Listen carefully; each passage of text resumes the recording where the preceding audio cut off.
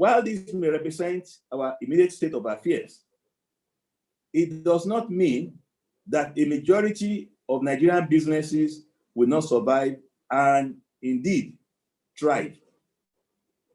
Despite these challenges in the economy today, a number of opportunities abound. The pandemic has greatly accelerated digital transformation across the world, from the least developed countries to the most advanced countries. The pandemic has necessitated increased reliance on technology for all forms of communication within organizations, between businesses, customers, and more. We have also seen the need to have more developed regional supply chains, which are more localized and even of shorter, the distances are shorter. One lesson we have learned as a nation, and at a very high expense, is our dependence on China for much of our raw materials. In fact, many nations globally only recognize the depth of their dependence on the second largest economy when China shut down their manufacturing activities and external supply chains in a bid to curb the virus. Businesses have been affected differently, during this pandemic. For instance, like some of the examples that PRM gave us, retail and trading businesses, many of them suffered and are still suffering. Some are doing well because people now have to stay home and buy things, depending on how you place your company. Aviation, suffered greatly. Hospitality, the hotel business, suffered a lot. They're just coming back, and many of them have had to lay off a lot of staff. Entertainment, one of the fastest growing sectors before, the creative, now major challenges. Restaurants, catering business, a lot of problem. Transportation business, especially air transportation.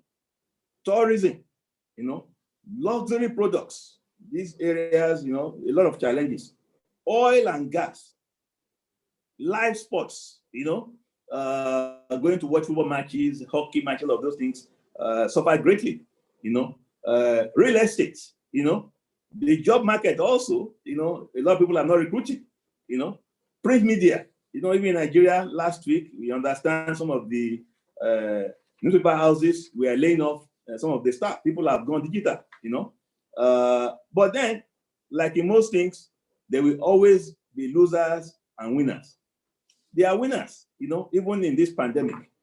Telecoms, e-commerce, healthcare, depending, some of the hospitals, all their beds, ICU, you cannot even get beds. People pay 5 million, 10 million naira, to get a bed space, some of those places. Pharmaceuticals, people are buying drugs, online coaching and teaching has increased. Logistics, mental health, what they call gig economy, what does that mean? It means now that before you used to have staff that will work with you and you pay them monthly. But now you can lay off your staff and you can buy, the services of staff for 1 week to do exactly what you want them to do. And then you don't have to pay for a month, So payroll systems and everything is going to change, So you have to realize that this world, the way we know it, has changed forever. You have to think entrepreneurship. You have to be very flexible. If I were to give a few examples, for instance, in real estate, I used to be in real estate myself. The sector is currently challenged, but then not all the areas are challenged. If you drive through Ikoyi, Banana Island, and Victoria Island today, you will see so many to let signs.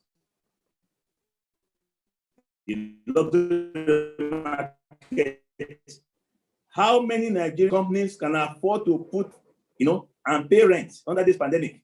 Rent and fees of between 10 and 20 million per annum. The companies that can afford to do that are getting fewer. some of the expatriates who were working with some of these Nigerian companies have been let off. They've gone back to their countries. And the Nigerians who are working there don't want to stay in a house of 20 million that they don't own. They rather take a loan and build something else in one of the lucky villages. So if you're a developer, what do? Do you continue to build these high-cost apartments, hoping that the market will change? Or do you build on demand? You have to look at your business proposals again and your model. I remember when we got stuck with some high-cost property, we didn't plan to do it, but we had no choice but to get into short-let business. We had to look for more money, furnish the apartments, and at least earn some income. So these are some of the things you have to do. Julius Berger, they were mainly into construction. Now you hear of Julius Berger doing furniture. Recently, they have gone into oil and gas. People are trying to diversify. You have to be flexible. People that used to have event centers used to hold a lot of activities. You will have people who will sing. You have people that are going to do MC. You have the people who are going to even be changing money for people who are going to come and dance. You have people that are going to do decoration. People are going to do provide food for the people. A lot of people now at home not doing much. But there's one event center that converted the center into a mini market where people, maybe every Wednesday they can come there and do some sell different kinds of things. They have space, rather than have the place not being used. Fashion houses. We have customers in the bank. Some of my customers, they were doing high-level sewing before, but now they are making face masks and PPEs, because they have the equipment, they have the skill. It's just a matter of stretching your staff to do something a bit different. Restaurant business, what can you do? Can you add online delivery? And then we're talking of SMEs this morning. Most SMEs, their monies are intermingled and mixed with that of the owner.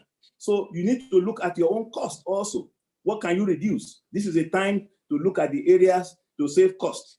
You have all your children in school overseas. If you want them to be overseas, they can be in school in Ghana, they are overseas. They can be in school in Benin Republic, they are overseas. You need to look at that. Some of our parents, they built houses in Lagos, maybe in Yaba, some of those places, but we have gone somewhere else that is more expensive. If things are not moving that well for you, can you look into refurbishing some of the family homes and saving costs? And people are getting laid off, mental health problems. Have you considered to take a job that pays lower than what you were getting before? Men have this challenge more than women. Women probably will take a lower paying job. Most men are waiting for those big jobs. Have you sent your CVs out to people? Don't throw pity parties. Don't feel sorry for yourself. It's a global thing. You need to see what you can do. So what can SMEs do at a time like this? One thing we have learned over the past year is that the failure to adapt is a failure to exist. Survival simply requires business owners to be fluid, flexible, and adaptable. To survive during this pandemic and beyond, businesses will have to be creative and develop innovative solutions to existential problems, recognize and exploit emerging opportunities, as well as be proactive and flexible enough to act swiftly. Let me highlight some other practical things SMEs can do at this time. First of all, you need to identify and retain your key customer segments. This can easily be achieved by understanding how your customers have been affected by the pandemic and how such effects may influence their consumption patterns. Number two is to amend your value proposition to align with changing demand of key customer segments. As a business owner, you must be willing and proactive enough to make it difficult for your key customers to switch over to other competitors.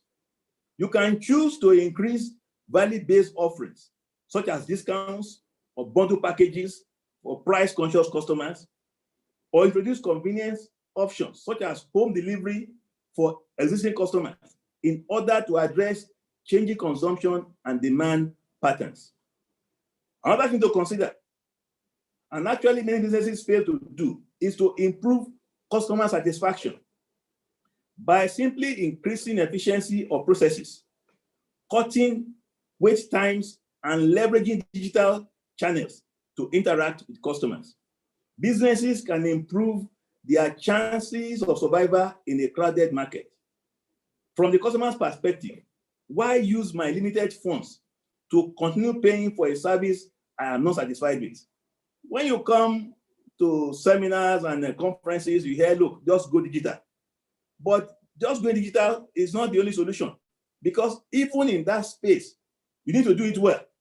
For instance, even it affects churches also. Now, people who have not been to church for about 1 year, they have learned to stay at home, and they can switch channels. They can see TDJs. They can see the big pastors in America, where things are done properly and well. They've gotten used to it. If your church is not able to at least give them something reasonable, they might not come back. We in TOD, we've been online for some time. I noticed that in Instagram, we're not doing very well. So I was talking to some of our ministers, asking them, so what can we do? They say, Pastor, there are other things you have to add to it. I said, like what? He said, you have to make it more personal. People like, when pastors can come on and say, we are going live, or people say they are going live. So I said, look, so I'm going to spend my time going live all the time so that people can watch us, so you need to know the one that you can do, people want to connect with you. So even as a pastor, the amount of things you have to do now, managing church is different from what it used to be completely. Lastly, I will talk about the issue of some of the opportunities and probably raising money in the market. SMEs are also having problems raising money. Why? Most of those businesses are highly unstructured. You need to put your records together. Inadequate business records, lack of credit history, lack of trained manpower. You can pay for people, accountants, help you put your books together. Don't mix your spending money, soup money with your business money. When banks ask for your statements, they look at how you spend your money. If it's not done properly, you're going to have a problem being able to attract money from the bank. Keep personal finances in order and have a clear business plan. Ensure proper financial records are kept for the business. Increase efforts to improve your business and technical know-how. Come for things like this. There are many free courses online. Don't always think that the best form of raising money is through the banks. The first place to look to raise money are people who are close to you, family and friends. Bank should be the last one. Don't over leverage yourself from the very beginning. Engage in capacity building programs.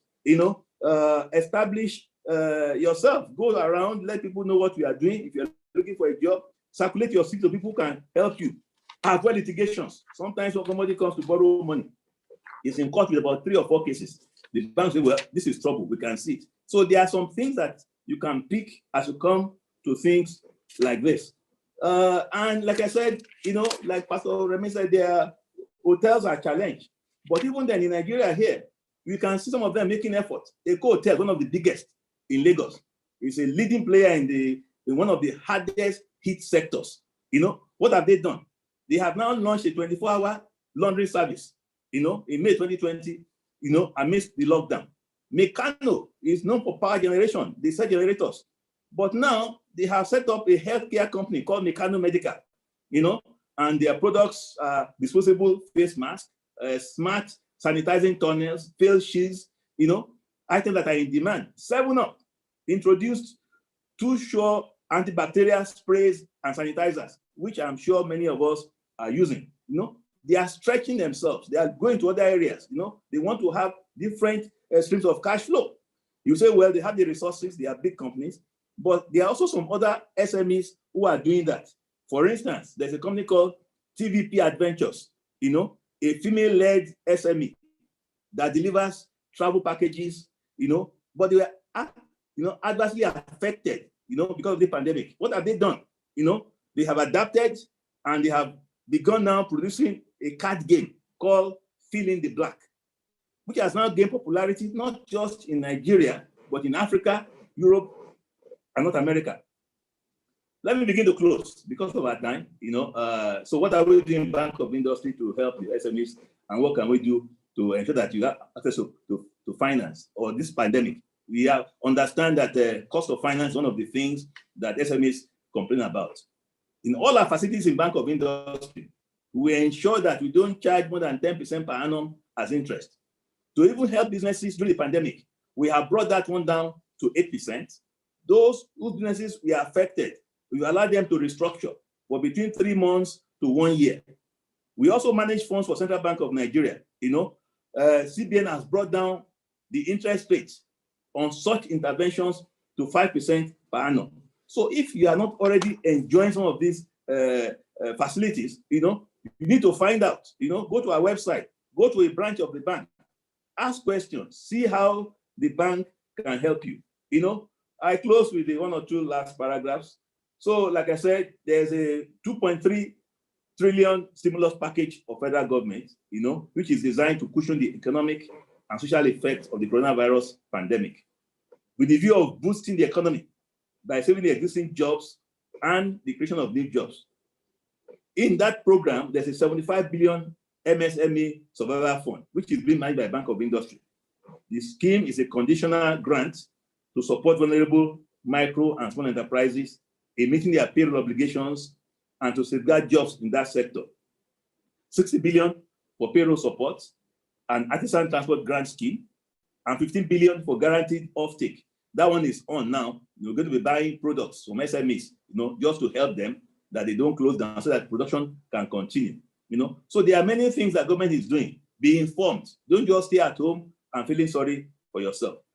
Finally, in closing, I want to reiterate that the key to survival is adaptability. Yes, there will be challenges, pitfalls, and even failures along the way. But if you continue to adapt, you will survive. The bottom line is this: change will always occur. Hence, your business is going to need changes as well. And that's what we need to start looking at right now. Thank you for listening, and God bless you all.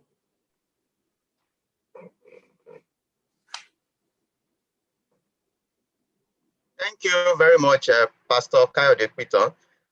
Pastor Kayode has set the ball rolling by providing us with various options on how we need to adapt our business. He has emphasized the need to change your business strategy to this new reality. And he's also highlighted a lot of the funding opportunities and challenges, which is very critical. We know financing is always the #1 complaint from the SMEs. I don't have finance, but he has highlighted some of those challenges that hinders businesses from accessing finance, structuring your business and keeping records. Also, it's good, based on what he has also mentioned, to summarize that it is very important for us to be informed, seek for knowledge, and the key for survival is the need to adapt. Customer, we say, is always king, and the more you give priority to your customers and understand their needs, the more you'll be able to be ingenious and your business would survive. Thank you very much, sir, for that very punchy presentation and please, just for these participants to know that questions will be taken after all the presentations. Please, you can drop your questions in the chat box and be rest assured that all questions will be attended to.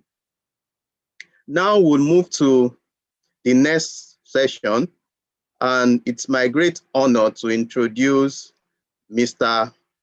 Peter Bamkole, popularly known and prefers to be called Bamki, to speak on business opportunities for the SMEs. Mr. Peter Bamkole pioneered the Enterprise Development Center, EDC, of the Pan-Atlantic University in January 2003, now one of the top enterprise development centers in Africa. As the director of the center, he is responsible for the overall program, capacity building, and support services to entrepreneurs and students across the university. His 37 years of cognate experience spans academia, public and private sectors. Mr. Bankole consults widely in sub-Saharan Africa on entrepreneurship, development, and practice. He currently chairs the board of the Nigeria Climate Innovation Center, International Breweries Foundation, and TechQuest Academy. He is also a member of the Lagos State Research and Innovation Council, Novere, Nigeria, amongst others. He is a member of the Pan-Atlantic University Management Council. Please join me and welcome Bamki to present to us on business opportunities. Thank you.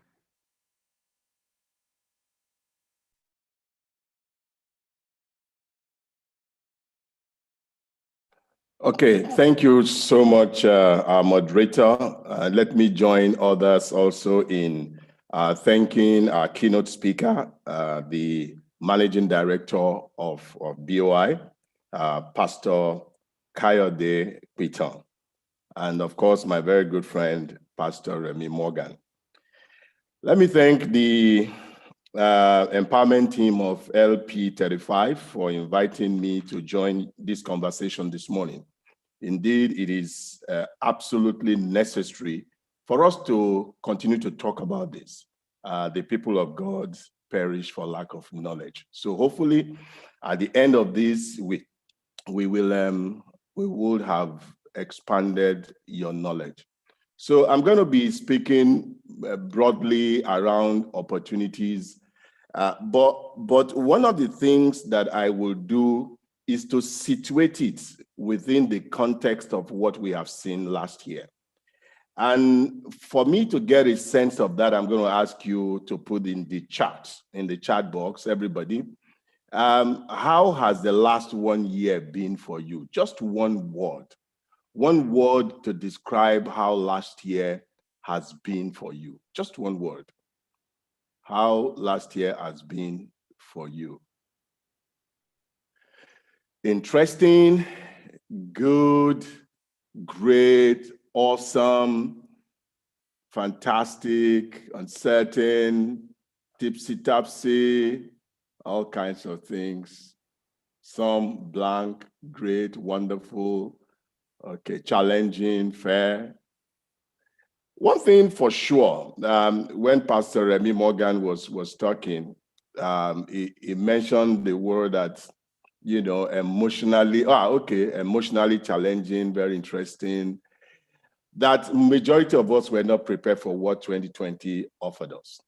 In fact, at the beginning of 2020, majority of us said it's a year of completeness because it's 2020 vision. It's a year we have all looked forward to. But there was something else different. Now, for a few, and I'm happy that I'm seeing people say wonderful, interesting. While some complained, a few used that opportunity to retreat. And coming out of that retreat, they use that same opportunity to build their muscles. I hope the whole of 2020, majority of us had used it to build our muscles, because 2021 requires us to have those muscles to be able to not survive, but to actually thrive.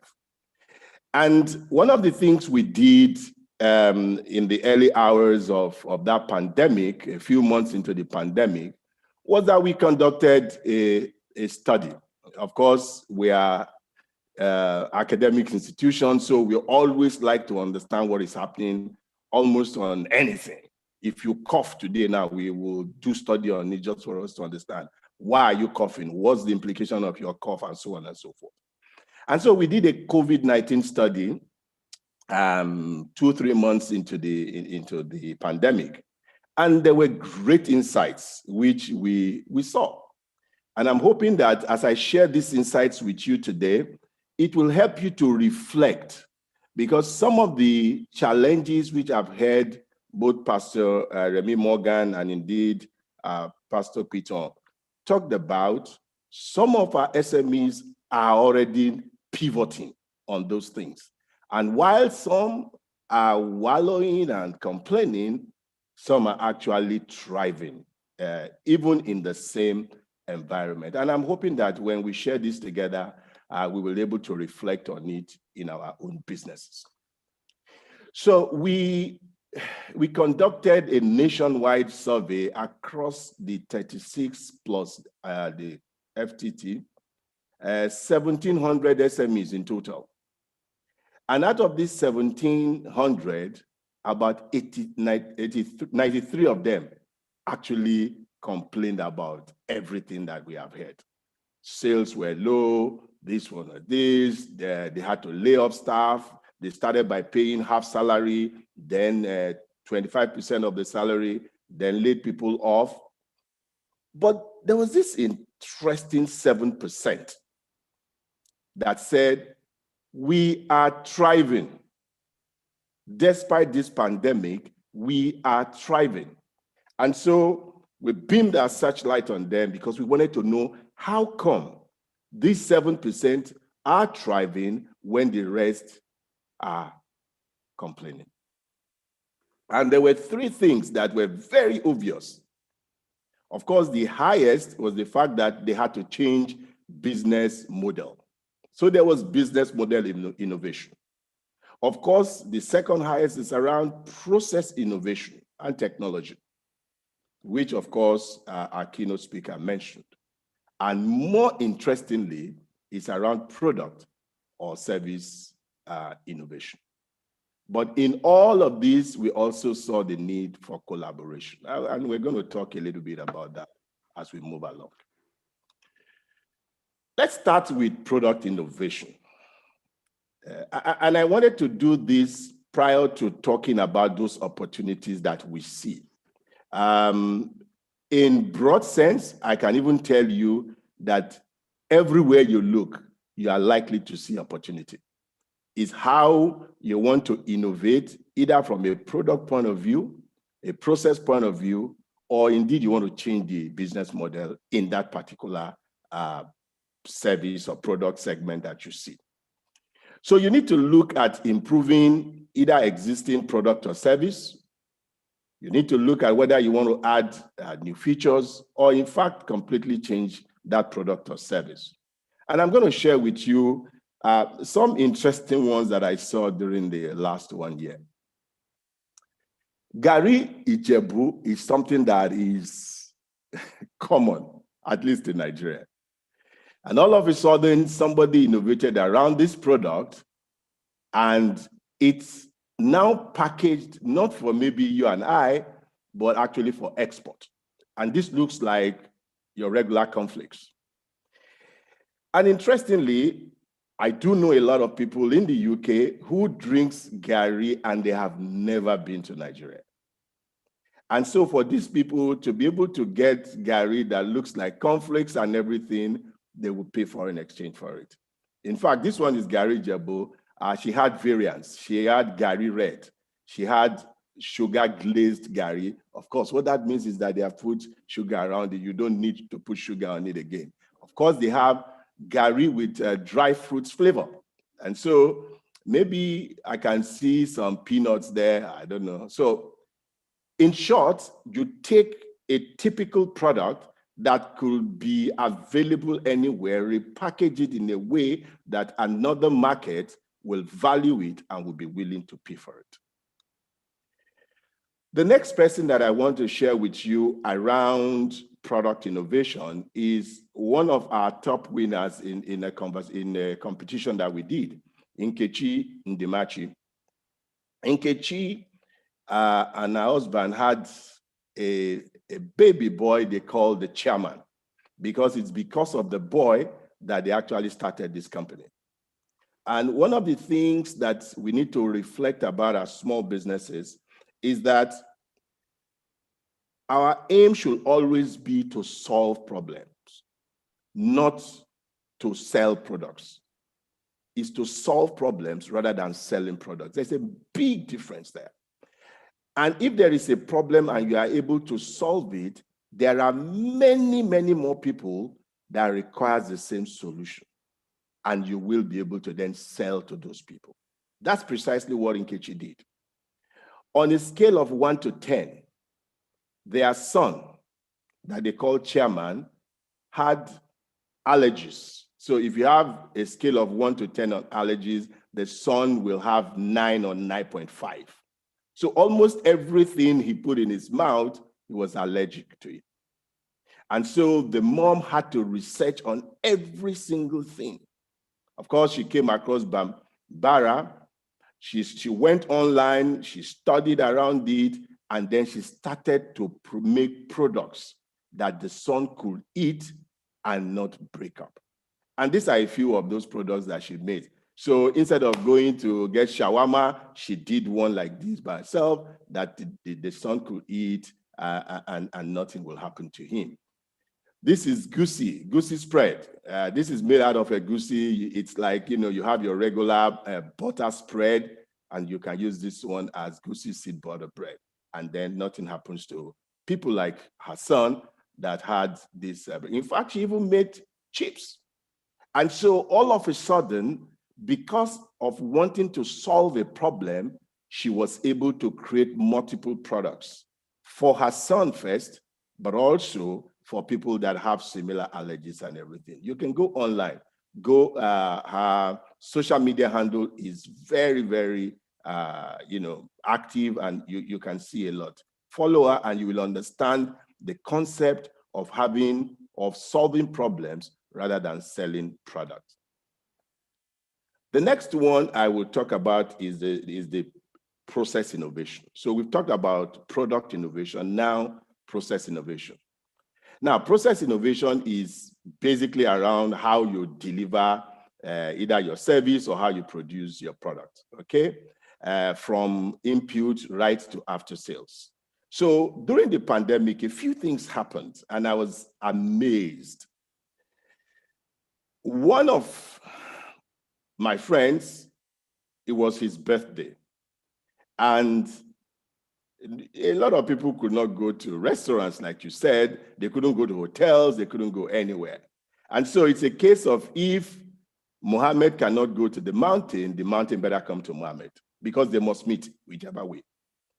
And what then happened was that there was this lady, that's her right at the tail end here, that organizes very small, private, fine-in dining. And she was absolutely super booked throughout the period. So you can have it in your homes, you can have it in the gardens. You don't miss anything. You just bring your family and you are all there and you are enjoying and you're having a good time. Of course, you can see that they are protocol, they are COVID compliant. This was how this happened. Okay, of course I was there, so I know. All right. So she didn't wait. She didn't moan that, oh, I couldn't cook again. No, she innovated and people love it. They brought all these things that you are seeing, the decorations, even the light that goes with it, everything. So that way you create the kind of ambience that you wanted to see. And people pay premium for it. Don't forget, they have been logged in for a while. So it was easier to pay for those things. Film house cinemas was another one. Of course, you have your regular seats, even you have the signature one where people pay a little bit more. And how much do they pay? 1,500. Even the signature one, 5,000 naira. But then they said, we cannot continue to work only on this. Let us pivot and let us do something different. How do we deliver value? How do we deliver experience to our people? And guess what? They came up with this. They call it the Cube. The Cube, during the pandemic, it takes about 8 people or so. And in the Cube, on the average, they charge you something like 15,000 naira as against your 2,000 or 5,000. But then it comes with food. It's about 3 hours. It's an experience. So yes, you are watching the movie and you can choose whatever movie you want to watch. But at the same time, you have an experience. You have your family, or you have your board members, or you have your friends, and you have this. And it's really a good time out. But then they are charging you 3 or 4 times their regular price. Everybody is happy. It's a way of thinking. How do you deliver differently to your people? Okay. This is another one I saw during the pandemic, and I was amazed. It's called Eater Kitchen. In fact, the way they operated amazed me. You will not even know, they only operate, I think, on weekends. And you pay, I think, 45,000 or so as the basic entry point for you to have a fine dining experience.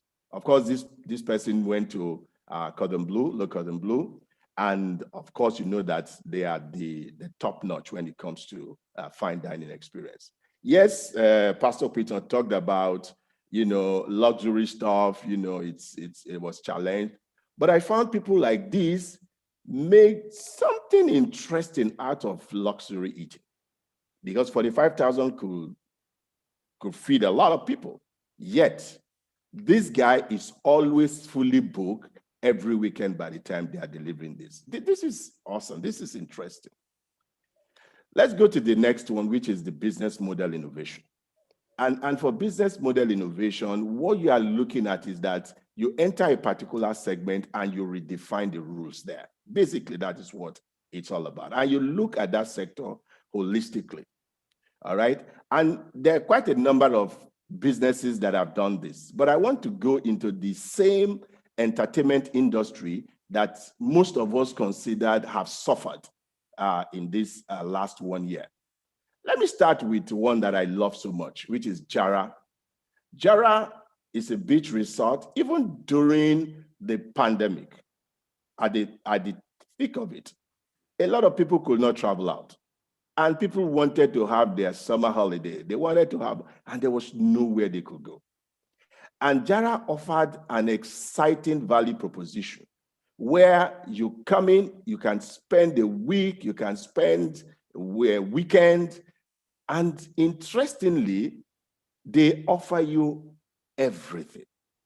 You can take the entire, I think they have 18 beds there. You can take the entire 18 beds, and you pay a fixed amount of money. I think it was under 1 million then per day for everything, and it included all the activities, all the food you can eat, all the drinks, all the snacks, everything. Of course, you're not going to eat everything. After day 1 or day 2, you're full.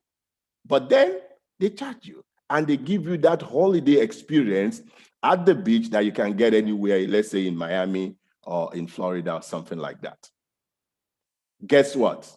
This is in Lagos, Takwa Bay, GP Soft School. How many of you know that? People are creating exciting opportunities in Nigeria, despite everything that we are seeing. And then this is what you will go to Hawaii to go and do. But guess what? In Lagos here, in Takwa Bay, few minutes from Victoria Island, you can actually be surfing. Ilashe, the beach resort there. If anybody tells you that this is not in New York or this is not somewhere in exotic island, you will not believe it. But guess it's in Lagos, Nigeria. People are repackaging the way in which they are redefining what they call the holiday experience. In fact, I saw people who went into specific holidays apartments in Nigeria, and they were having fine dining every day. It's so interesting. This is Oniru. This is about a few minutes. It's right in VI here. And when I took these pictures and put it on my social media, people were like, what are you doing in exotic island? I said, so look at these guys. This is Lagos. So people, and these guys, the way they have changed their business model is not that you cannot go to the beach. They actually have subscription model. So whether you go to the beach or you don't go to the beach, you are a member. And then you pay, or you can be silver medal, you can be gold medal or platinum. And some people pay as much as ₦1 million a year, whether they go or they don't go. It changes the way, but they give you, the way they pamper you, the way they make you feel reserved, it changes everything. And that's how you change business model. So let's go quickly into the areas of opportunities. And like I said, there are tons of them, tons of them. Let me start with the first one that we discovered during this pandemic. This is from one of my daughter's friends that lives and works in Jos. She has a farm that produces strawberries, and then of course there are some fruit and vegetables around there. Since the pandemic era, we have been receiving strawberries, fresh fruits and vegetables almost on a weekly basis, fresh. And the prices are cheaper than what we will get here even in Lagos. It's unbelievable. Somebody is redefining how things are done. And then we just have our package delivered every week. In fact, I take strawberry smoothies, I do all kinds of stuff, and I'm like, hey, am I in Lagos? Am I in Nigeria? Yes, I am. And it's coming from Jos. Somebody is walking through it and knows that the business is not in Jos, but the business is in Abuja. The business is in Lagos, or the market rather, is in Jos, is in Abuja, and is in Lagos. And they made sure that they are able to move that goods. But there are a whole lot of them. Agri value chain. Almost all the, apart from the fruit and veg, everything that we do now sincerely can be delivered from farm to the kitchen without any middleman. That's very interesting. And we're seeing a number of people, especially those in the tech-enabled businesses, helping to make that flow smooth. If you are in food-related businesses, you are in the best time of your life. The whole idea is to move away from thinking about restaurant into thinking about kitchen. And I had lots of friends that, yes, they switched their thinking from restaurant to owning a kitchen. The business model changed. If you are in catering, it's fantastic. I've shown you one example. But today, if people are having parties, you have friends doing things, we just ordered. One of the things that I hated most is going out on Valentine's Day, because the whole place are always and ever so jammed. This year, oh, I enjoyed it. It was at home with my wife. I had done my ordering. Everything arrived without any problem. And guess who are those running the biz? Those in logistics, as Pastor Peter said. If you are in logistics today, you are having a swell time. E-commerce, fintech, mobile phones, your smartphones is going to be your greatest investment from now on. But that is if you know how to use it well. I have one young girl who used to be an intern with us, and we used to pay her some small money, I think 50K for intern. He was in university. Today, the girl will just come and greet us. She doesn't even come for the listening again. Why? Because she's helping a lot of small businesses to get online, to manage their social media handles and so on. And she told me she has 10 of them, collecting, I think, 30 or 40,000, much more than we could pay her. Of course, wellness, mental health is a big issue. And a few of my members that are in that space, they are doing absolutely well. Blended reality, that we have seen, and it's not going to leave us. So whether you are doing events, whether you are doing, in fact, some of my members that are photographers, they quickly had to learn how to do blended reality. You are taking pictures somewhere, other people are seeing you via Zoom, you are doing video recording, you are showing. So whether it is burial, it's wedding, is this, that's a whole different way of pivoting. And now, in fact, one of my members was telling me that as a photographer, last year was the best year for them because people just wanted to document themselves. If you're doing anything tech-enabled, building websites, all kinds of stuff, these are areas where you have opportunities. I see that my time is running out, but let me just give you something to go away with. Use your phone wisely. Today, a lot of young people are learning new skills. They are doing so. If you go to, this is one of ours, Reg.SME Toolkit Be Transformed. I know Adenike too is doing some things with youth as well. please search, use your phone wisely, and you will be shocked the kinds of opportunities that are available. We have women in tech, we're training them, and after we finish training them, a bank is giving them grant of $10,000 even at this time. So a lot is happening, and I would say shine your eyes, and thank you for this opportunity to speak. Thank you, Banky, for the insightful presentation. There's a lot of learning points for us, and the first one is product innovation, which you emphasize on, which is critical, and that has to do with solving a problem rather than selling a product. You also spoke about process innovation. It means adding value to whatever product. And even if we look at it, even as a nation, we know we export crude and we import refined products. We don't add value to those things. And as a result, we run into FX challenges. Business model innovation, which is also very important that you mentioned, you need to, when you get into a new segment, define the rules, which also boils down to being able to adapt. And finally, you highlighted a lot of the opportunity sectors that we can focus, we can begin to think of how we want to set up businesses or support businesses within that area. And the one I'll take as the most important one to me is use your phone wisely. There are a lot of opportunities that you can access using your phone.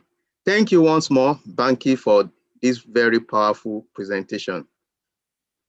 I would now move to our last presentation for today before we start with the questions and answer. It's my great pleasure to introduce Mrs. Nike Adeyemi. Adenike, as popularly called at Faith Foundation, with focus on survival strategies for SMEs in 2021. Mrs. Adenike Adeyemi has over 18 years development sector experience in non-profit management enterprise development, education, and youth enablement strategies. She currently leads Nigeria's foremost enterprise development organization, Faith Foundation, as the executive director. Since joining the foundation in 2015, she has led a team to launch signature incubator and accelerator programs, expand digital initiatives to scale the organization's reach to 24 states in Nigeria, and reach over 180,000 entrepreneurs, published about 12 research reports on the entrepreneurship ecosystem, and 8 books for Nigerian entrepreneurs. Mrs. Adeyemi had previously worked as a manager, development and public sector advisory services at KPMG Nigeria, as well as pioneer coordinator, Nigeria Leadership Initiative. Mrs. Adeyemi is a 2020 Aisanwa Fellow from the Global Women's Leadership Program, and also served on a number of boards, including trustee, Youth Business International, council members, Lagos Chamber of Commerce and Industry, director of BDT and Bitflux Group, director budget, and director Osbridge Tutorial College Foundation. Thank you, Adenike, for joining us, and please stay back and enjoy our insightful presentation. Thank you very much. Good. Okay, so it's still morning. It feels like we've had such a power-packed 1 hour. I can't believe we've just spent 1 hour, and there've been a lot of insights already. So I almost feel like it's in the afternoon. But good morning once again to everyone. I'm really honored and delighted to share briefly, also in line with the theme and following on from the speakers that we've had. around business opportunities and survival strategies for MSMEs in 2021. I want to acknowledge and thank Pastor Remy Morgan and the leadership of the church and the province. And I also want to acknowledge the previous speakers before me, Pastor Kayode Pito, and the great work that you're doing at the Bank of Industry, and my friend, my colleague, Mr. Peter Bamkole, who has really provided a good foundation for what I will be speaking on. I'm always delighted to speak with church groups because I think that there are things that we take for granted as Christians. There's a grace that we have, right? But sometimes under that grace, we take it for granted. We believe that, yes, everything must come to us because of grace. But you know what? The Bible even says that my people perish for lack of knowledge. There's so much knowledge, there's so much information available to us. And one of that is really very evident in this. So we as Christians, there are two things for us. There's knowledge that's available, but there's also the privilege as Christians, and there's the grace that we have to do it. Number one. And number two for me, which is also important, is that we're apostles in the marketplace. So about 6 years ago, I stopped being very active in my church. And so they were saying, why are you not? But I said, no, my work is an apostolic work. You know, if I work and I do what I'm doing well, and businesses grow well and they create jobs, I'm solving issues in the economy. All of us here, whether as businesses, as people who work in the corporate sector, people spend more time with us than they do in church. They spend more time, whether virtually or in person. So it is our responsibility that whatever we find our hands to do, we do it well. We get all the knowledge, we get all the information, and we do it well. And then God will indeed bless the work of our hands. So I think that as Christians, when we have these platforms and these opportunities, we really need to take advantage of it. We need to take that knowledge, we need to apply it. As they say, so if our businesses don't survive, if they are not strong, we really cannot even do the work of the mission and what it is we have to do. So what I want to do is really to build up on the conversations that have happened before me. So we started with the macroeconomic outlook. Okay, where is Nigeria? What was the issue with 2020? Where are we in 2021? And then the speaker just before me now broke it down to identify really just the opportunities in this space. My own duty in the next 20 minutes is to say, okay, so now that I've seen all these opportunities and there's so many inspiring examples of what can be done, not even what can be done. We had examples of businesses that have done so many things. What can I do? How can I take advantage of these opportunities? How can I even identify? So I'm in the entertainment business, or I'm not even in the entertainment business. How do I identify this opportunity? So I will be answering these questions, which is what I was asked to do. So how do I identify opportunities that are available in key sectors? Once I identify these opportunities, what strategies can I explore to access these opportunities? And then where and how do I get funding? I felt that this funding question should not have come to me. It should have been to Mr. Pito, but it's okay. I will address it as best as I can. And so those are the three questions that I will be addressing. So first of all, how do I access sectoral opportunities? And the first thing the first suggestion and the sort of guideline that I always give is start with the data. When Bamki was speaking, he gave the context of a study, and that's saying, okay, before we even go and plan and support our SMEs, what are the issues they're facing? What are the things that we're facing? And I feel that oftentimes, even we as SMEs, we do not take that step to explore, to delve, to find, to question data and information. We know how to do it as Nigerians, or if you want to explore a political issue or a video that's come up, we do that. But when it comes to our business, we need to apply that detail and our knowledge. And one of the things we have found out consistently day in and day out is that those people who really understand the data and the numbers around their business and even the larger business environment entirely are now able to properly and better identify opportunities. So usually a first question that we usually get is, okay, so where do I find this data and where do I find this information? There was a recent report by the Nigerian Economic Summit Group, which they launched about 2 weeks ago, on the macroeconomic outlook for Nigeria. And one of the things that, and I recommend that everybody also looks at it, they have a presentation version, which is very simple, very straightforward. And I would also send a link to Tommy on how to download it. one of the key things that they had in the information was they also showed a projection of just year-on-year growth over the last 3 years across different sectors. I mean, the obvious one is always oil and gas, but the growth wasn't even as much as in previous sectors. But then we see telecoms covering like technology. We've talked a lot about digital. We see crop production again around that agribusiness space and the agribusiness value chain. We see logistics quite a lot, and we see food. In fact, food makes up like 2 of those sectors. So when I find this kind of information, I now have a better sense to say, okay, these are some of the sectors where businesses are growing and things are moving. And I just wanted to use this data as an example of how sometimes even knowledge, specific knowledge about data and sectors really can help us in our decision making. So where can I find this information? So definitely the Nigerian Bureau of Statistics. And the good thing around technology, you know, the emphasis has been made by all the 3 speakers around information and knowledge. If anything, we have oversaturation of knowledge. Every day, all of us are in some WhatsApp group or the other. Somebody is sending one report, some insight. What are we doing with that information? I feel sometimes some of us don't even do the work. We want people to tell us the information. So some people may want, okay, Adenike, come and tell me this, the exact business I should do and all of that. I'm going to provide a guidance for you to do that. But if you explore these things, it would also help you to make it easier. So Nigerian Bureau of Statistics, there are different reports that they do, sometimes on a quarterly basis, sometimes on an annual basis.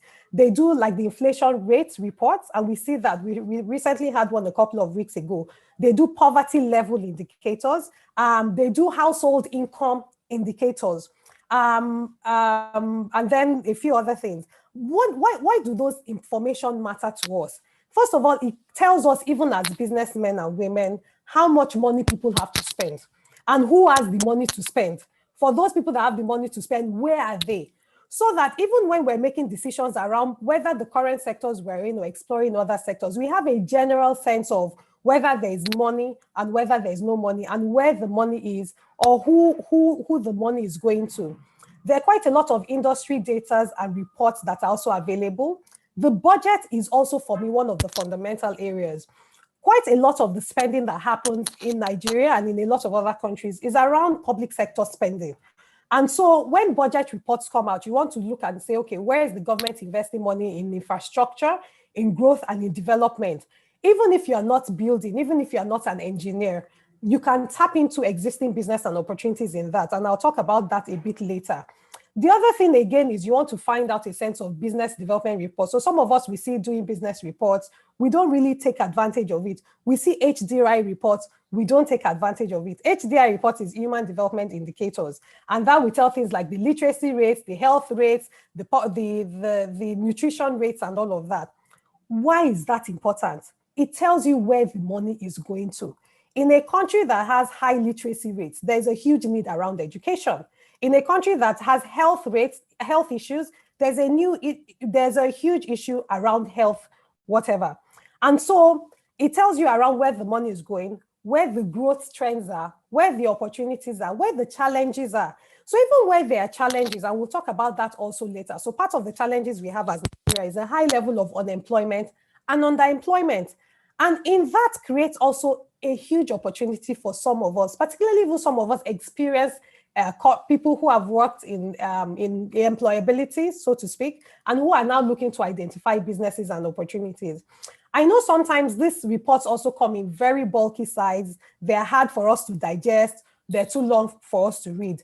And there are a few people that make it very easier. The number one for me is probably budget, because budget will, if you go to budget.com or .org or .ng, I'm not sure, but if you Google budget, you'll find it there. They break down the sector reports in data, in indices, in numbers and figures that give us a sense of this larger text reports. Chambers of industry, particularly LCCI, also do a lot of sector information and reports. Every one of us that is running a business, you can't tell me you're in the fashion business, bakery business, logistic business, and you've not even read any industry report from your sector this year. And if there's a number one action step from this conversation that you have to do, once you finish it, please go and look for sector reports to your industry. Don't say this is there. It is there. You have to look for it. You have to find it, you know. And an easy way sometimes is joining, and I'll talk about even joining chambers of industries and all of that, because sometimes they're very important for us to be able to do. The NESG also recently has been churning out quite a lot of reports around sector and industry areas, and also the opportunities within those spaces. In fact, they even launched a podcast early this year where they break things down in English and in Pidgin. So they break it down. There was a research I read on the sports sector, and I didn't even realize just how wide the sports sector is and what the opportunities within the sports sector, particularly for SMEs, not even the large corporates and all of that. So please, as we listen to videos, and I know we like listening to sermons and all of that, but please also, let's also make sure that even once a month, if somebody says, what insights have you gotten? What knowledge have you gotten? It may not even be within your industry, maybe another industry. And because things are so interchangeable nowadays, you realize that there are a lot of sector linkages, and you may even be able to add value and explore a business opportunity in a sector that you're not in. The second thing follows from that data. So now that you find the data and all of that, now follow the money. And there are 4 areas where I've sort of highlighted how you can follow the money. I will actually start from the last one, which has also been touched on in the previous presentation. Where are the sectors that people have socioeconomic issues? So from a social perspective is that there are human and population issues. And then from an economic perspective is that there's a problem. So if you look at our population issues, people need to eat every day, right? At some point, even if it's 1 meal a day and everything. So the agribusiness entire value chain. Health is also, as we've seen in the last 12, 13 months, a significant issue and a problem, but it's also an opportunity. And we saw so many people across the value chain. One of our entrepreneurs, all they just did was to supply, you know, that the fabric that people put behind their ears. That's what they were producing for the mask people. In fact, when the issues around masks came up, the problem was how do we get the specific type of material to also supply? So when you are thinking of a sector, sometimes we think of the obvious, you know, and we have to think of, later on I talk about the value chain. Before you are saying, okay, I'm going to fashion, I'll be sewing. What are the things that the person that is the dressmaker needs to be making the dresses? So let's explore that. Food security is a serious issue. And it's becoming not just an issue even for us as human beings, but also for a lot of government and state actors. So in the last 2 years, more than ever, I have seen quite a lot of funding from development partners, multilateral agencies, even within Nigeria. I have seen, in fact, I'm sure that everybody here will attest that you probably have seen more grants and programs within the agribusiness space. So look also to where people are making investments in. SDGs, a lot of corporates are also investing in SDGs. And what that means is that there's a lot of business opportunities even down the value chain for SMEs to provide that. I talked about sports. I talked about education. So look at that socioeconomic impact. Circular economy, you know, and there are 1 or 2 previous examples from that. What is circular economy? Because part of the problem we have is around climate change and all of that. So how do you reduce waste? How do you promote sustainability? How do you upgrade? We have if I look on my street now, I'll see the gutters filled with plastics and all of that.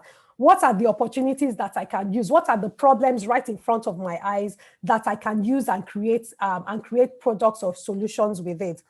Then we've talked around enablers, so I won't really talk about digital technology. Value chain linkages. Tommy mentioned yesterday in the brief that they gave us that there's some people who are also working and are looking to transition to entrepreneurship. Some of us have spent 10, 20 years working with maybe corporates, a bank or whatever. And we're wondering, okay, what do we want to do? So what is that knowledge you have? Is it procurement you have? Is it financial knowledge? Is it that you've been leading and heading an HR function? There are some of these specialities that are required across all sectors. And so professional services is also becoming huge in demand. But for SMEs, one of the challenges that we've had, and it's significantly reduced now, and I say we from the enterprise development space, is that in the initial part, for years, you say, okay, they're professional services, but people will be speaking large, big 4 consulting language to small businesses and can't break it down. And part of that problem is that you, even as an SME, can take your industry knowledge, but make sure that you understand the SME challenges and break it down to them. So you can set up your advisory service, you can set up your consulting practice and provide specific value chain knowledge support, even sector support for industries. The last one is the first one that I had on the list, which are the growth drivers of the sector. So based on the way the world is evolving, whether from the hospitality industry, from foods and all of that, what do businesses in this space need the most? What do they need the most to produce? What do they need the most to manufacture? So we have somebody, for instance, that has started making beds locally for hospitals, because for a while, and there still is that problem sometimes of just importing beds in larger quantities. But you also want, more often than not, what had happened was even the government and a lot of the private sector entities were setting up temporary health infrastructure. So people didn't want to pay 200K for a bed in a temporary infrastructure facility. And one of the people we have set up these beds that were like temporary, they could be packed up and they were cheaper and they were used from recyclable materials. So again, in the sectors that we're seeing progress and we're seeing what are the things that people need to produce and all of that. Same thing with construction. So people may not be building head office, but they're building hospitals. They're building and expanding infrastructural support and capacities for schools. How can I also, if I'm in the construction space or I'm even in another space, provide value and also explore business opportunities with that? The third area to also identify business opportunities is look at different customer segments behaviors. And so what I've done is just to say, okay, what are sort of like the three high customer segments? So you have consumers, businesses, and the government, particularly in a crisis or in a downturn like we have. So typically customers would have low consumer confidence, they spend more time at home, consumption patterns shift and their necessities, and the last presentation talked a lot around just the change to e-commerce, the change to home shopping. In fact, we have like a number of entrepreneurs that do home shopping services, and last year was their best year. It was their best year. In fact, the problem was that they were even now saying, if you don't, we can only do a week ahead. They had too much orders, they had to restrict it. Obviously, so even in looking at that home shopping, everybody also wants to do home shop. You can find out, how can I supply the person that is doing the home shop? The business opportunity may not even be you to do the home shop. It may be the logistics, One of our entrepreneurs recently started a training program for logistic people, because like all of you, the thing I hate most is somebody coming to deliver something and they're calling you, I'm on this street, where I am, where are you, when are you home, and all of that. And that problem has now become an opportunity to say, okay, let me also outsource people who are the low-skilled place. And I think largely speaking, any problem around low skill problem and talent is a good problem that is an opportunity. So we're seeing people developing professional services in geriatric practices. A lot of us have older parents or older aunties and uncles. Unlike before, we don't live near them. Even if we live near them, Lagos traffic can take me 2 hours from the island to the mainland. So people are setting up geriatric practices where they're training nurses, they're training auxiliary people to now also second them and provide services to older people. There's specialized nanny services.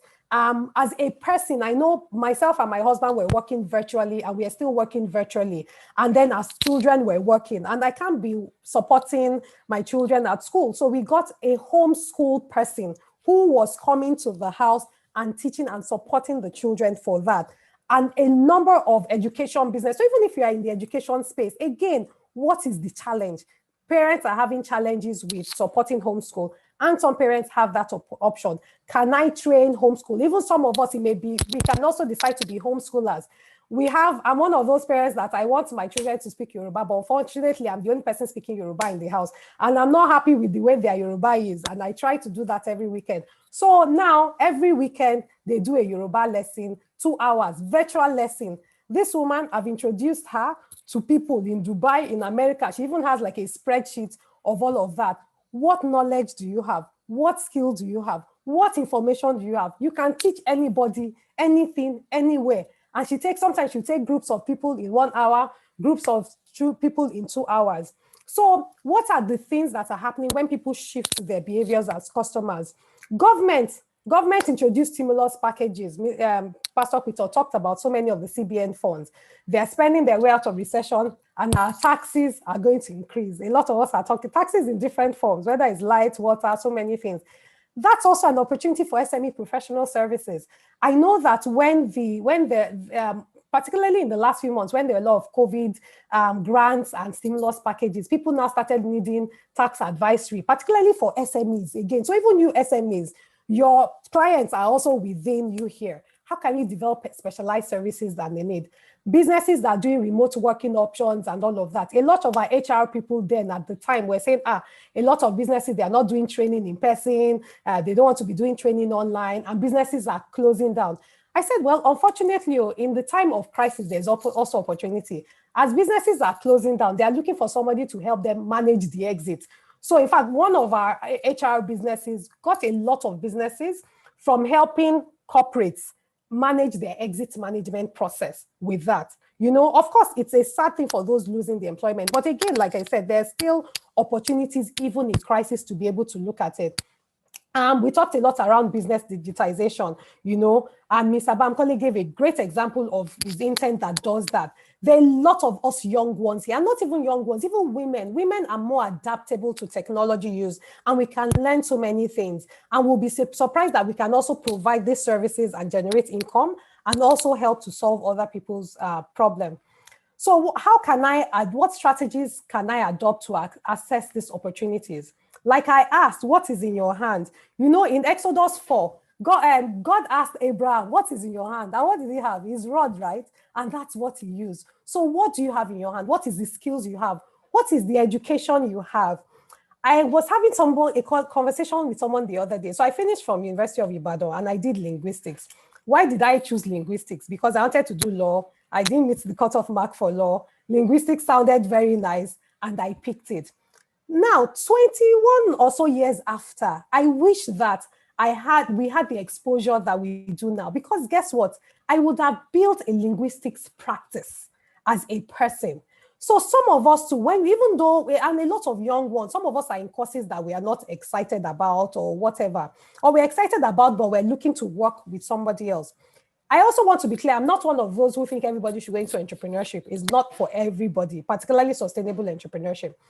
But if this is something that you're exploring opportunities with, look and say, can I build a business from this degree that I just finished? Or what are the business opportunities that are there? Some of us also have good skills and competencies. We're good people persons. We're great. We have great emotional intelligence. We're very organized. When our friends want to do parties, you are the ones that they will call to organize, to rally people together. There are skills that you have now that can translate into even building a business. So look at the things around you. The other thing I have here is demographic advantage. So there are a lot of youth programs for young people. There are a lot of programs for Nigerians, for Africans. There's almost no grants or entrepreneurship opportunity globally that is out there. For Nigeria is there. There's so many programs for women. Sometimes when we send messages out on our alumni WhatsApp, the men will just be complaining, women, they've come again. Every program is for women. Which one is for men? But please, women, take advantage. It is your time. There are a lot of sectoral opportunities. So sometimes I even say, go and Google and say, I'm in fashion, I'm in entertainment. Just Google grants, training, entrepreneurship. Just Google those words and you'll find them. One of the other things that has also been said is explore the value chain that we have. A lot of times we focus on the obvious part of the value chain. So when people talk about creatives and entertainment, please go and sit down with people in those sectors. They will talk about the challenges they have in the production. Yes, you see the films, you see the artworks, you see the stage plays. There are so many other things and gaps and opportunities for building business at the end. So you can look, like I said, at a backward or even a forward integration perspective. When we're thinking about production, you may not be able to set up a manufacturing plant or facility. Maybe you can help with packaging. Maybe you can help with marketing. Maybe you can help with sales, you know? So think of that. One word of advice, please read the policies of your sector. There is no sector in Nigeria that does not have some sort of policy or the other. And as we've seen, in fact, sometimes even the lack of policy may be a problem. We see a lot of regulatory, I'm going to be politically correct, but overreach and overhand recently. And you don't want to be caught unawares. So you also want to have a sector in this place. And that's why for all of us, please make sure that if you've gone to programs like the Enterprise Development Center, Faith Foundation, the Empowerment Program, make sure that you build policy stakeholder groups and platforms, build industry-focused conversations, get in experts to come and speak to you, and say, in fact, even beyond the industry, even the value chain. So if you're in the agribusiness, fish farming, or you're going to get the president of the Fish Farming Association of Nigeria. Every business in Nigeria has an association. And it's the same problem we talk about in government, where sometimes we say, as people make decisions and we feel that they're not representing us, oh yeah, you go there, go and represent and show what the opportunities are, and also model change, because it's not just our government or political engagement, as we're encouraging people to do, is also can also be at the SME level. But find out the policies that are attributable to your space. Find out where you can engage with. I'm a great recommender of chambers of commerce, and even Msme and Manufacturers Association of Nigeria and all of that. Engage, provide insight as a player in the space. Ensure that they set definite goals around policy advocacy, and make sure that even you form you're like a pressure group. Because what also happens is that you position yourself for opportunities. So when the government wants to do something in that space, they will usually come to a lot of these associations and trade groups, and it's the people that are there that they pick on. And then last but not the least, upskill your knowledge. Get business management knowledge. There are too many free trainings and programs nowadays for you not to build yourself, but also get sector knowledge in all of these things too.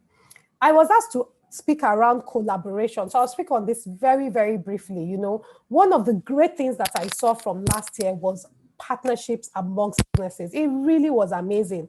It's something that we've all been preaching in this space, but you know, people have been burnt with partnerships and collaboration. But we saw that because people realized that, you know, we have the same problem. Both of us can be supplying the same product, we can be producing the same product, but if we can't access our input products, we have a problem. So we saw quite a lot of people coming together, and I want to encourage this. And I even want to push this onto the empowerment group. Can you find what are some of the common needs along some of your representative sectors within the church that you can bring together? Some businesses should not be operating as individual businesses. They can operate together, even one. Obviously, provide them the guidance around it. The businesses now, what they do is they de-risk issues. There's economies of scale. You can test things together. So, and collaboration is in different ways. You can jointly develop a product or a service around an idea, around a need, or you can set up to solve an issue. So we had some of our businesses come together and solve a logistics and supply chain issues because they were having issues getting their products from the north down here. So they actually invested in a business that does that. And because of that, they get an added percentage discount and opportunities, and they're able to pull resources together. So what is that common need that you have in the space? Collaboration really, really is the thing. Obviously, you save money. You can even jointly finance. And that's why even associations are also good opportunities too. So I don't even know if you, as the empowerment group, also set up like an association or a cooperative where people can jointly raise money from, jointly get funding and all of that. I also talked about also using some of our existing business schools that we've attended, some of the incubator accelerator programs, where we can also get them to be sort of like the foundations for our collaboration. The last but not the least that I would advise on this conversation around collaboration is please legalize the partnership. Let everything be in black and white. What are you bringing? What am I bringing? What are you bringing financially? What am I bringing non-financially? How do we know when this agreement is not going to work? How do we not just share reward? How do we share failure? So it's not just when things are going well that we know, okay, we're sharing things well, but what happens when we do? So bring a lawyer into that conversation and make sure the agreements, make sure both parties understand what's happening and all of that. The last question I'm answering is how and where do I find funding? So one of the first thing I will share is really around there are different new dimensions to funding. And I talked about that earlier. So the way funding is now done and the evolution of funding, whether impact investing, SME funding, SGB funding, is there around targeted dimensions. So around demographics, particularly around women, gender women, a lot of gender-focused funding programs locally and internationally. There are a lot of age-focused programs also. Quite a lot of them go to 18 to 35, but even me, I'm trying to push to say, guess what? the age of successful founders is even older, it's like 45. So we need to also, while we're trying to get funding for young people, there are a lot of older people that also need funding.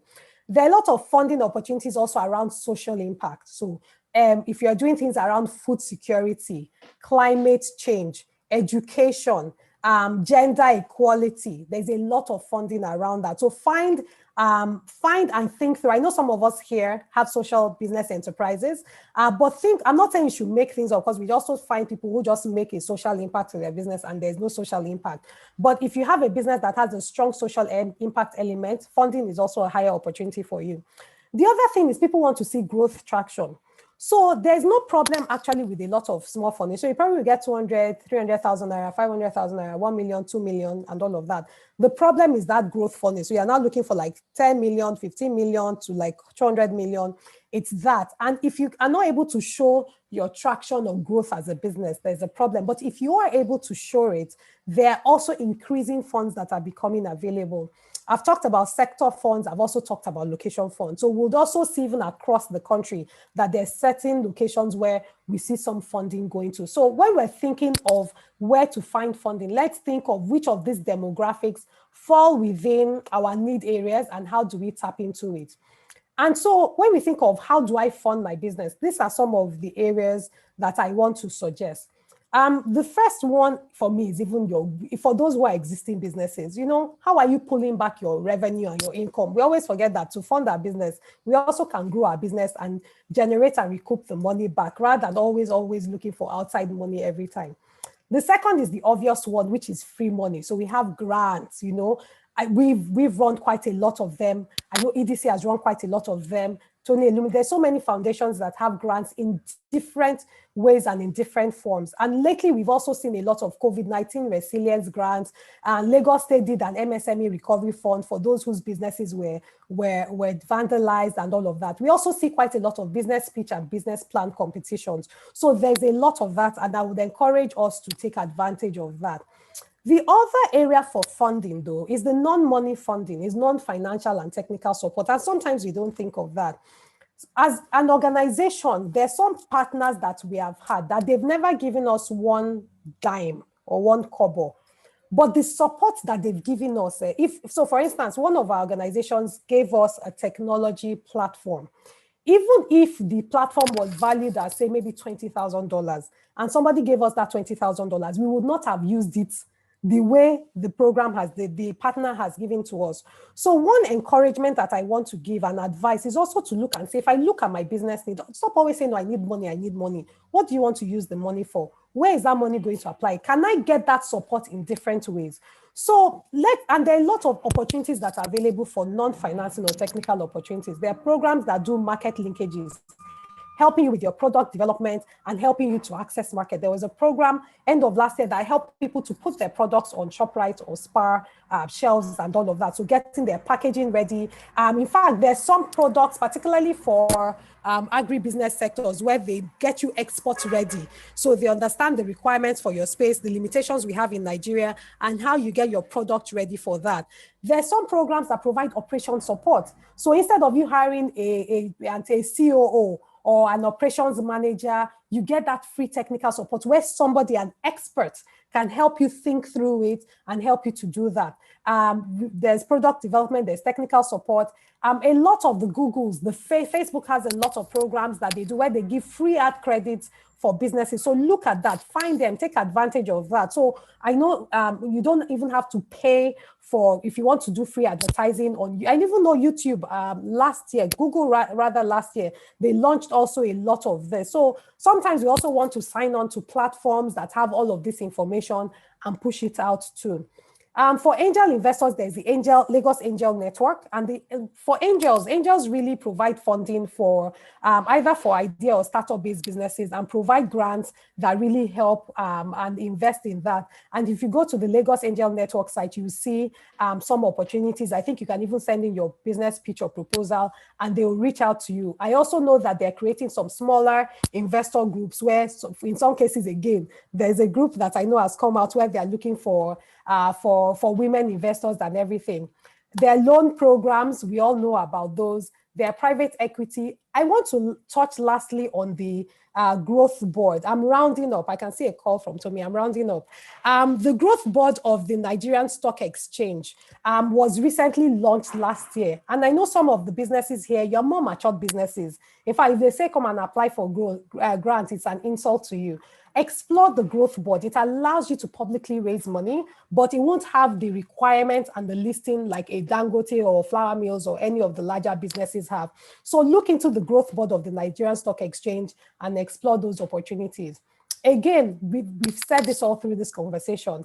Take advantage of financial literacy knowledge. Your books have to be in order. You shouldn't wait for the funding opportunity to come before you develop your business plan. You should have a business plan that you're developing in, year out. If they reject you, find out why they rejected you. Why was your business plan or your business pitch not picked? What could you have done better? What could you have done differently? For the young people here, please don't go and be a pitchpreneur. We know some people who are in all the pitch programs. Their businesses are not growing, and even people are now watching that. So while you are looking for money and funding, when they give you money, if I look back and I've seen you've gotten money in the last 3 years, let me see the growth and the projection that grant has made to your business. Then I feel that you're investment worthy, and all of that with it. So that really is my last comment on this. I encourage a lot of our older people here. Older people are more likely to build successful businesses than younger people. In fact, that really is it nowadays. So please, even when you retire, you can be a new burst of life and energy to get all that experience you've had to really start a business. Be in front of your customer as much as possible. Please listen. Your customer is always right. And in the day of digital media, a bad customer review can really damage your business. Brush up on your digital and financial literacy courses. There's so many free courses that we can take advantage of now. Thank you once again, everybody, and I look forward to the questions. Thank you. Wow, thank you so much, Adenike. This is very packed, a lot of information within the very short period.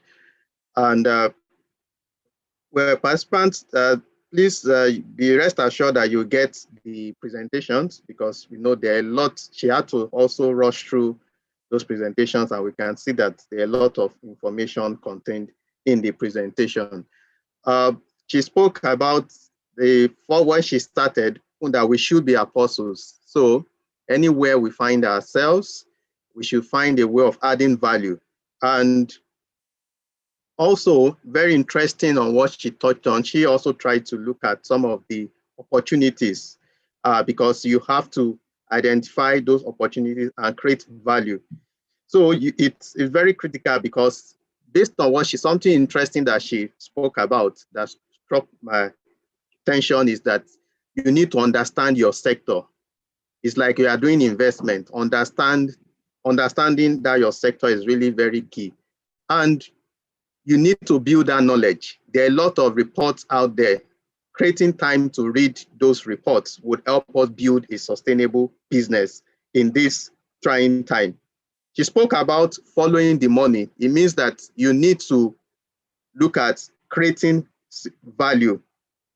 And it is when you identify those values that you are able to monetize the value, and someone will pay you for that value. Even as individuals, even for those working, if you are able to build value, someone will identify that value and place a premium on it. Before I wrap up, so that because of our time, because she spoke about a lot of very interesting things.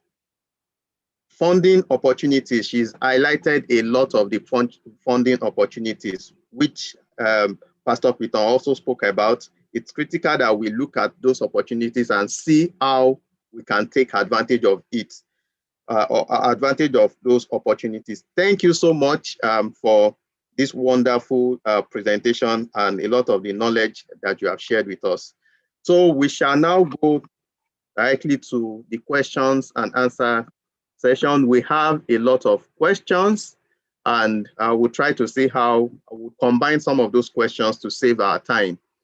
I don't know if Pastor Peter is still on this call. There are a few questions that have been directed to him. If not, we'll we'll direct those questions to both Adenike and Bamki. So the first question that we'll start with is, this person is asking, I've suffered a lot of losses during this EndSARS riot.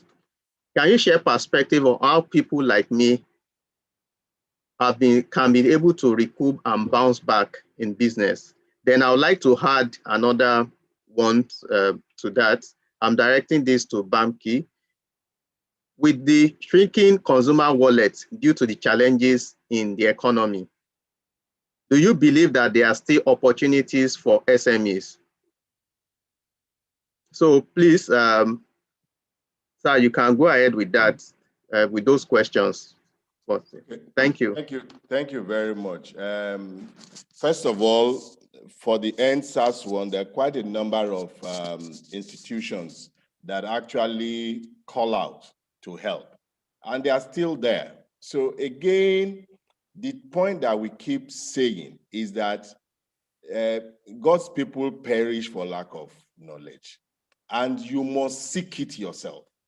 Lagos State Employment Trust Fund, for instance, we're giving out grants.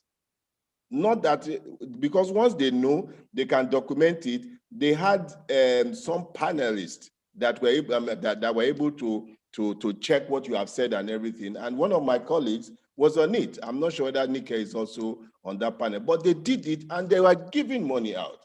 So please explore that possibility. Even some of the banks, and I don't want to mention the names, they actually assisted those that are in, that they are customers. So please speak to your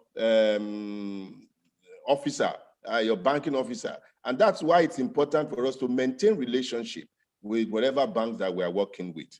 Now, shrinking consumer wallets. Well, in life generally, there are some things that you need to think about. And if you listen to Pastor Quiton when he was talking, he said some people, they have children abroad and the exchange rate is going haywire. You are going to have high blood pressure if you don't think through it very well. This particular, in the last 1 or 2 years, we've had an upsurge in the number of people that are registering and coming to our university. And our university is not one of the cheapest, at least in Nigeria. But when you compare how much they will spend abroad for 1 year, based on the current exchange rate, that 1 year is enough to take that child through the entire 4 years they are going to spend with us. That's the reality. So it is just to say, what business can I do that will meet the needs of these people whose wallets are shrinking? And there are many opportunities that I have showed, that Adenike have showed. You just need to key into one of them. I don't know the business that you are doing, but it's varied. A lot of businesses can be resized, downsized. For those that were in the restaurant business, for instance, sitting down in restaurants, the people behind and everything, maybe the food will cost you, let's say, 100 Naira. By the time you do it in the kitchen model and just deliver, you could save as much as 30 to 50% as far as you are the consumer. So that's the way in which our mind should think. Thank you. Thank you very much, sir. Yeah, so I would direct these questions to Adenike. I think the first one is, how can SMEs properly manage human resources in an economy where people don't want to deliver excellence, but want to earn? Then secondly, which has to do with,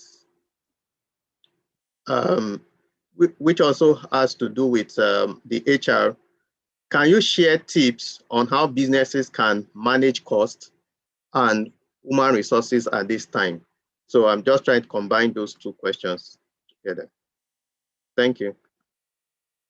Okay, thank you. So very briefly, on the first question, I think there's an attitude and maybe a misfit issue with that, because the person said where people they want to earn. So I'm assuming the person has staff who maybe don't have good attitude to work.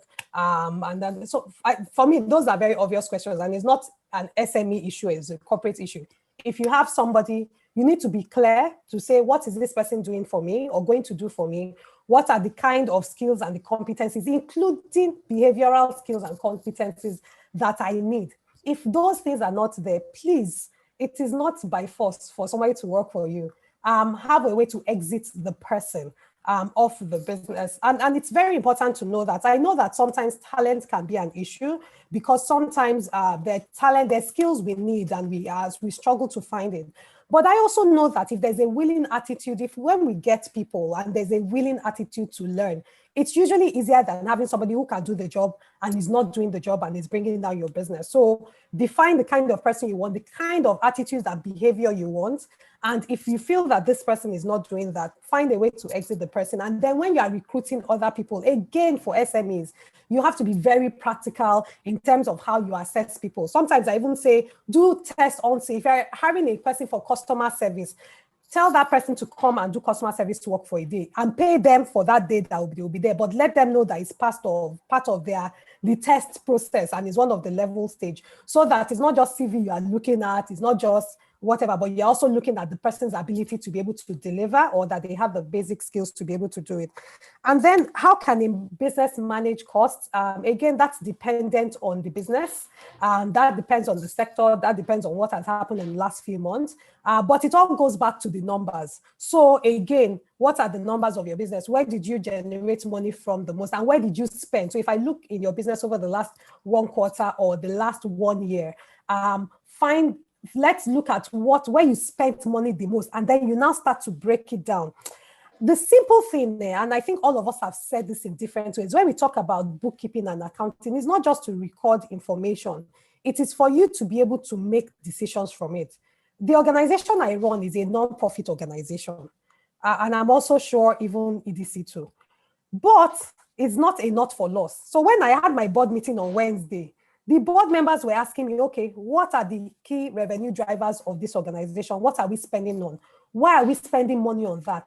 Even you as an SME, when you do those bookkeeping, you need to look at those numbers. Where is money going there? Why is it going there? Is the way money is going to staff or to logistics or to production or to rent? Is it needed? Because it may also be going somewhere and you don't want to go and cut costs, and then you're throwing away you're cutting your nose to spite your face. So look at that information, challenge that information and numbers. I think that one of the largest problems we have as a country is our education system. I never did anything around budgeting until I got into a management level position in one of my previous work, and all of us should learn basic budgeting. We should be able to know everything I've spent in a month. Then January and February has passed. This is February 28th. If you look at your business, can you look from January 1 to January 31 to say, this is where I spent money on? And then now sit down and say, okay, 20% went where, 30% went where? Why did it go there? And then it's from that you now make the decision. And this is regardless of whatever business you're in, whatever sector you're in. Okay, thank you. Thank you so much. So I would also direct the next set of questions to Bamki. The first one is, are there programs that can help sharpen my skills on product innovation and building capabilities rather? How can one achieve this at a low cost? And the second one, this person saying, the issue I see with SMEs are poor governance and ability to scale up. A lot of PR around funding that actually exists.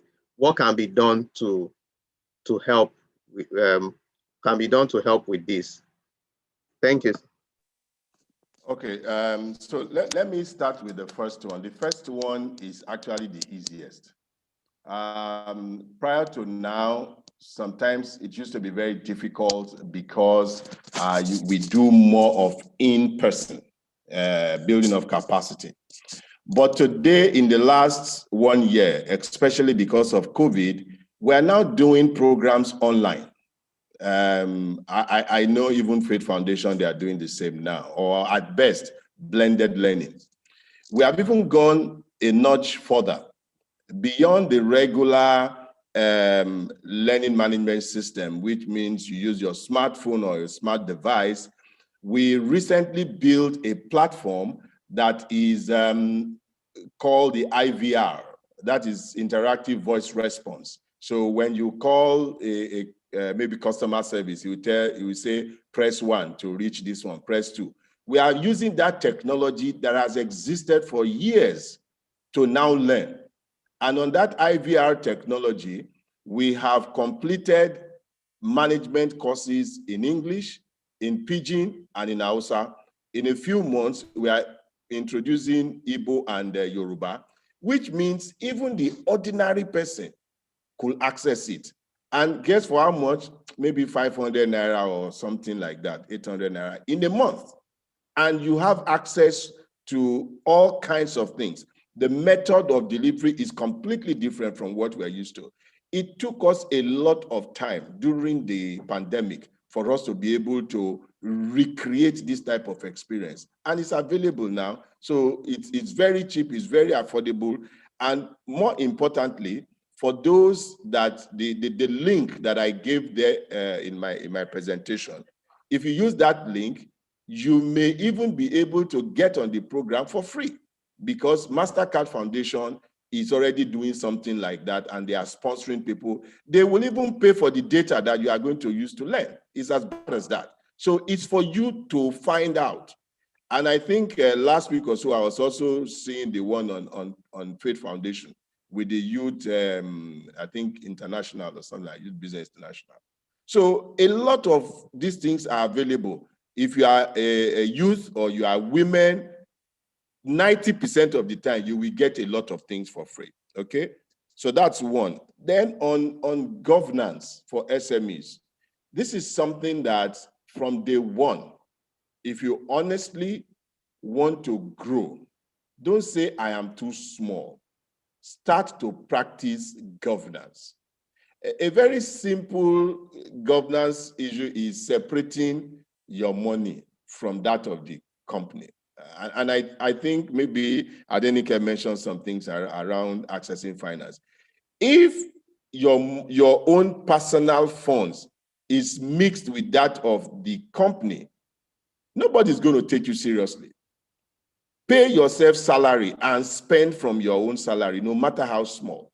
And when the business is doing well, then you can even get more money and you can spend as you like. But don't dip your hand into the business anyhow. Secondly, I advise small businesses, you may not be in a position to have a board or something like that, but have advisors, board of advisors or mentors or something like that. They won't charge you money, they won't do, but they will provide guidance.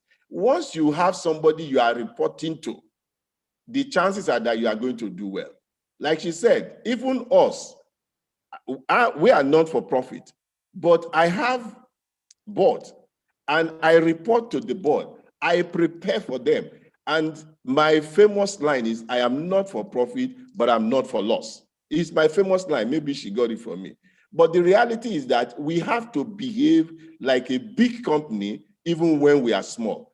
That is when investors will take us seriously. That is when even people that would support us will take us very seriously. Thank you so much. Thank you so much, sir. Next set of questions to Adenike. I think this first one is, someone is trying to confirm if you consult privately. Then secondly, how do you go about identifying collaborations points between businesses?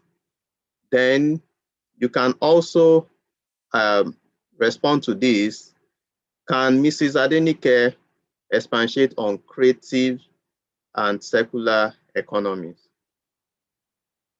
So please, you can help with that. Thank you very much. Okay, thank you. So I don't consult privately. I think that I have quite a lot of our businesses that I consult for pro bono in different ways. So I don't. But if you are if you are an alumnus of Faith Foundation, that's the easy access to me and all of that. But obviously also on platforms like this, I'm also always very happy to speak and to share. On collaboration, again, I think it will be a bit more specific to that. I think for me, at the end of the day, when you're exploring collaborations with another business, you have to ask the questions around what is the person bringing to the table? What am I bringing to the table? What is the advantage that we both bring together? And what is the joint problem that we have? And what does that coming together, how does that solve that problem? What are the risks of us coming together? So write it down. What are some of the cons? And then, but what are some of the advantages and the opportunities? And if the advantages and the opportunities outweigh the cons, I know it's a very simplistic way, but it actually helps to sit down and to have this. Because sometimes you can speak with somebody like, it will be great for us to go into business. You won't say, what will be great about this collaboration? What are we solving? What are we bringing together? And then even if it's an agreement or something, no matter how simple it is, please have some agreement that both of you jointly sign off. And that agreement, like I said earlier, has to be very clear. How are we both investing? Sometimes when agreements happen, somebody invests with money. And a lot of times that is very obvious because people see, the person put in 10 million naira. But the value sometimes of time can even be more than that. So even if you may not be bringing a cash into the collaboration, you need to be able to value whatever you are bringing. So it may be networks, it may be access to market, it may be linkages, it may be like you have existing resources or warehouse or space and all of that. Value it so that you're both valuing the contributions that you bring. Be clear on how you will share revenue. Be clear on how you will share, who is responsible for the expenses in this collaboration. Be clear on how you will share profits. That's usually how the ones that people jump on. But be clear also on how you will share loss too. And if there any risk, how that will be managed. I think for the creative industry and the circular economy, they're both wide, very, very wide sectors. And I'm sure over the next few years, we'll see them even being further broken down. So creative really, as its name, anything that involves design, whether tangible design or intangible design. So this can be from anything around architecture, furniture making, to fashion, to beauty, to entertainment, media and entertainment, all the expressions of it, to design, so digital technology, comic design, graphic design, all of that. So it's really a very wide bucket. There are lots of opportunities. I'm sure you've seen, a lot of us have seen the results or the reports that people have put about the potential of the creative economy. And one of the things around the creative economy is that all of us are seeing the impact as Nigerians. So before 10 years, 20 years ago, if your child says, I want to go into entertainment, you may take a step back, but now people are pushing people towards that. So we see them as potential forms of creating jobs, creating employment and opportunities for our young people, and a lot. So please go online and read a lot of the reports around that. The circular economy, so think of the circular economy. How do you use things and evolve the use of things back and forth from a sustainable perspective?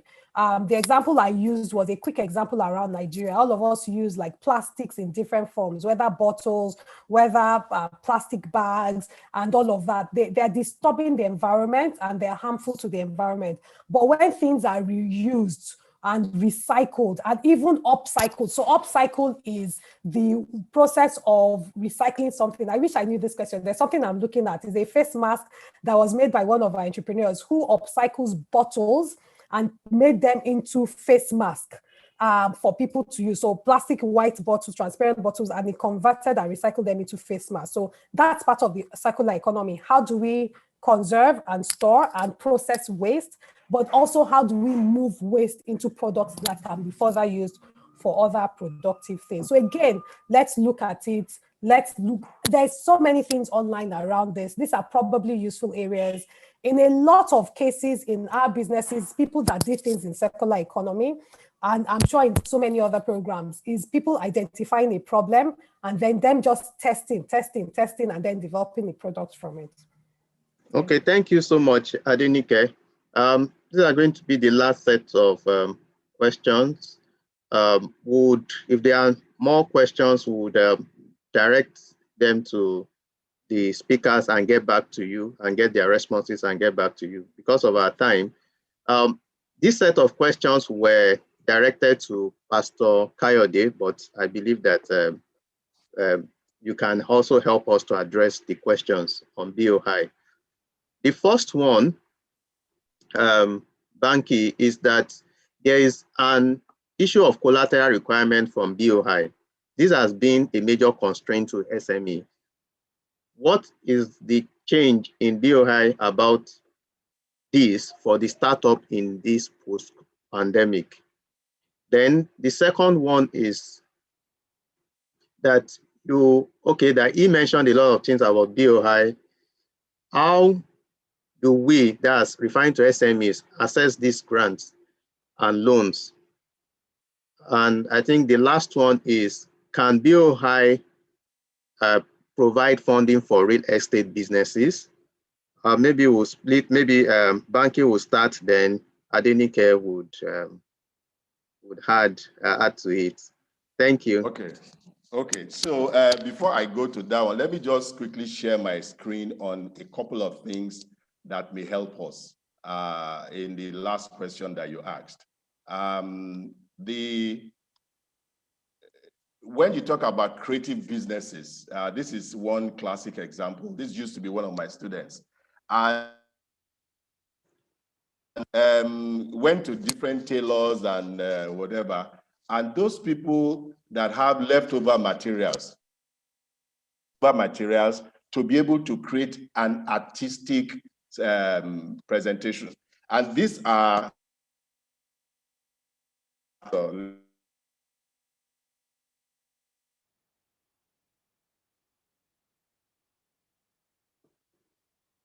I think we lost him. Adenike, can you please step in? Yeah, so I'll just quickly, I think with BOI, honestly, go to boi.ng. I think that's the correct link. The BOI and the Lagos State Employment Trust Fund are one of the funds where they over-explain funding requirements to you. So if we go to the BOI website, I'll look at it again. Well, I think it's boi.ng. The descriptions are there. In fact, they'll tell you the process, the type of the programs, the collateral requirements, the moratorium, what needs to be paid and everything. I'm not a BOI official, but we know quite a lot of our businesses that have gotten BOI loans. So please go to their website. It's really very detailed. Another funding opportunity that most of us, I'm sure that we're from Lagos State. Thank you, boi.ng. Lagos State Employment Trust Fund, lsctf.ng. Please, both boi.ng, lsctf.ng, they're really easy to access funds. Of course, nothing is very simple in the process, but they are usually very straightforward in terms of accessing the funding opportunities and the programs that are available. So LSCTF has quite a lot of programs from a sectoral perspective for young people, from women. There's some from education. So a lot of us who are running businesses, there are two partnerships they have with First Bank and I think with Edfin Microfinance Bank for funding education sector businesses. So let's go ahead and let's look and take advantage of those with that. Because again, it also depends on the sectors that the person is, the age, the location and all of that. And I know at some point, BOI in particular also likes businesses that are production related. So they provide working capital. So if you need equipment financing for your business, and not just working capital, they really place priority on that. So if you need to have some equipment, you need to fabricate equipment, and you need to be able to produce and all of that, please take advantage of that. Yes, thank you. I see my colleagues are putting a link for those who are interested in Faith Foundation's programs. Thank you. Thank you very much. And sorry, just pardon this last question. Someone is asking, can you recommend a book for prospective entrepreneurs to guide them with vital information? Okay, so I didn't know this question was coming, but it's a perfect question to pitch a book that we just launched. So we launched a book of 7 books for Nigerian entrepreneurs. It's a 7-book pack, and it has books on strategy. I honestly didn't know this was coming, so I'm happy that I had it by my side, on human capital, financial management, legal, tax, and digital technology. I'll put the link there. So we made it very practical. It has workbooks. It's for Nigerian SMEs, for Nigerian entrepreneurs, and it's an entire book set. I'll put the link there just now for you to be able to purchase and buy it. We just launched it. Thank you. Okay, thank you so much for your time. Thank you, Pastor Kayode Piton. We also appreciate you, Mr. Peter Bamkole, and Mrs. Nikki Adeyemi for your insightful presentations. We've been able to learn a lot. You've been able to spur our thinking, and we know that we have more than enough to run and take us forward in 2021. Thank you so much, and I would now hand over to Pastor Emeka Obiagu for the closing remark. On behalf of the provincial pastor, I say a very big thank you to you all for making our time to be with us. The past 2 hours, 15 minutes has been well spent, and we enjoyed every bit of the program. Our special thanks to Pastor Kayode Piton, to Bamki, and to Mrs. Adeyemi. You've all done an excellent work. When I looked at the attendance, last count, we were about 341. That showed people had been really impacted on. The questions they've asked us far also goes to lay credence to the fact that they have taken notes. Thanks for challenging us greatly that we should not be hearers only, but doers. A lot of knowledge is out there. Thanks a lot again for challenging us that people will go out there to begin to do things. God has a purpose for creating his church, and the church should impact the generation. On this note, I must say a very big thank you to our guest speakers that you were able to join us at short notice. I knew what it took for us to get Mr. Bamkole. He had to cancel all the engagements to be with us. While Tommy was pushing to get him, I had to work to get him through one of my colleagues, Mrs. Ugochukwu. Chijoke, if you're here, thank you very much for the great job. But for him to sacrifice and cancel other appointments just to be with us is something quite gratifying. Mrs. Adeyemi, we must thank you so much. And again, we thank our own Pastor Kayode Piton. You've done an excellent good job. And when next you speak to our participants, they will tell you that their lives have really been turned around. On this note, I say a big thank you to our coordinator, Mr. Adeyemi, and every member of the Empowerment Committee. You've done a good job. And all I say is, may God bless you all. And to all our participants, thank you. It would not have been worthwhile if we set a date for this program. All the guest speakers and ourselves are here without you being here. It would have not been a good use of their time. Thank you very much. And God bless you. Thank you. Thank you, sir.